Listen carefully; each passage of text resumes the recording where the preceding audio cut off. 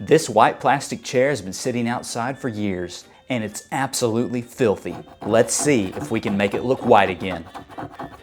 To clean it, just spray it down with your favorite degreaser or all-purpose cleaner. I am using 𝗡𝗒's Citrus Degreaser. This works really well on outdoor plastic, breaking down whatever dirt and grime it touches. Start by spraying the entire chair with your cleaning solution and let it sit and dwell for a couple of minutes. This will give the cleaner time to start breaking down all the buildup.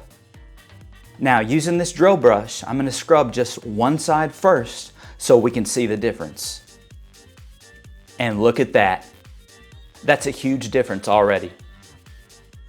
Now I'll go ahead and clean the rest of the chair. Along the way, I will be using a cleaning sponge as well. You don't need to scrub very hard though. Most of the dirt loosens up once the cleaner has had the time to work. Once everything has been scrubbed, rinse the chair thoroughly with clean water. This will just remove the leftover cleaner along with all the loosened up dirt and grime.